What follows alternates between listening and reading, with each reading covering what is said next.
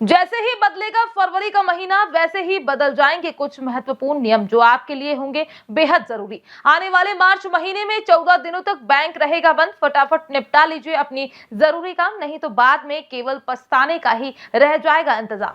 अब फरवरी महीना खत्म होने वाला है और नए महीने यानी मार्च महीने का आगाज होने वाला है और इसी महीने के बदलने के साथ कुछ नियम भी बदलने वाले हैं। ये कुछ ऐसे नियम हैं जो आपके लिए बेहद जरूरी है। ऐसा इसलिए क्योंकि आने वाले समय में बैंक से जुड़े हर कुछ काम नहीं हो पाएंगे या फिर बैंक बंद रहेंगे। आने वाले समय में जीएसटी से जुड़ा नियम भी बदलने वाला है। ई बिल को लेकर भी आने वाले समय में एक नया परिवर्तन होने वाला है जो लोगों के जीवन को सीधा प्रभावित कर सकता है। आरबीआई भी आने वाले समय में कुछ नियम बदलने वाला है। आज हम आपको इसी पूरे विषय से जुड़ा हुआ पूरा अपडेट बताने जा रहे हैं, जिसमें हम आपको बताएंगे कि आने वाले समय में कैसे कैसे बदलाव होने वाले हैं और कौन कौन से दिन बैंकों में ताला बंद रहेगा। इसको लेकर मिली जानकारी के मुताबिक भारत सरकार और वित्त विभाग मिलकर लगातार देश के हित के लिए आए दिन कोई न कोई नया फैसला करती रहती है। ऐसे में ये सभी जजमेंट शुरू में जनता के लिए कठिन साबित होते हैं, लेकिन अगर लंबे समय तक देखा जाए तो ऐसे जजमेंट के हित को देखकर ही सरकार के लिए जा सकते हैं।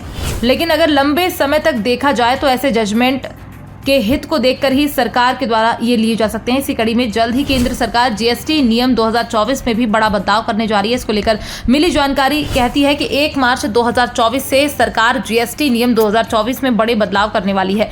इस बदलाव को लेकर जानकारी मिली है कि अब 5 करोड़ रुपए से ज्यादा का बिजनेस करने वाले ई कॉमर्स के ई-वे बिल जनरेट नहीं कर पाएंगे। वहीं अगर कोई व्यापारी 5 लाख से अधिक कीमत का सामान एक राज्य से दूसरे राज्य के बीच ले जा रहा है तो ऐसे में ई-वे बिल को इन्वेस्टमेंट बिना नहीं जा पाएगा।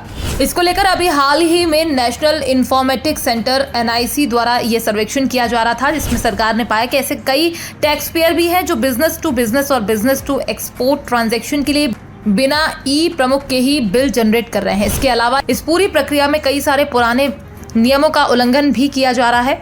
कई बार तो ये भी पता चला है कि बिजनेस को ई-वे बिल और ई रिपोर्टर दोनों ही मैच नहीं कर रहे हैं। ऐसे में ये माना जा रहा है कि जीएसटी भुगतान के दौरान कई सारे दस्तावेज लागू नहीं हो पा रहे, जो जीएसटी भुगतान सरकार के लिए बेहद महत्वपूर्ण है। संभवतः आप जानते होंगे कि ई-वे बिल क्या होता है। इसको लेकर जानकारी कहती है कि 5 लाख से अधिक का सामान एक राज्य से दूसरे राज्य ले जाते हैं, उन्हें ई-वे बिल जनरेट करना होता है। ई-वे बिल का मुख्य उद्देश्य एक राज्य से दूसरे राज्य में माल की छुट्टी के लिए एक ई-वे बिल उपलब्ध कराना है, जिससे एक राज्य से दूसरे राज्य में माल की छुट्टी के दौरान पेपरलेस अवशेषों को सक्षम बनाया जा सकता है। इसी तरह मार्च महीने में त्योहारों का आगाज भी होगा और यही त्योहारों का आगमन बैंक को बंद भी करवा देगा। इसको लेकर जानकारी मिली है कि मार्च महीने में 14 दिन तक बैंकों में ताला बंद रहेगा, यानी बैंक हॉलीडे रहेगा। ऐसे में अगर बहुत जरूरी काम है तो फिर इस महीने के बाकी बचे दिनों में ही निपटा ले। अगले महीने होली से लेकर गुड फ्राइडे जैसे तमाम ऐसे मौके आने वाले हैं जो बैंक कर्मचारी की छुट्टी करवा देंगे। इन छुट्टी के बारे में पता करने के लिए आप आरबीआई की लिस्ट भी देख सकते हैं। इसमें आपको स्पष्ट तौर पर जानकारी मिलेगी कि मार्च में कौन कौन से दिन बैंक बंद रहेंगे। फिलहाल आपको हमारी ये खबर कैसी लगी, इसको लेकर आप अपनी राय हमारे साथ कमेंट बॉक्स में लिखकर साझा कर सकते हैं। Bureau report, PDN news.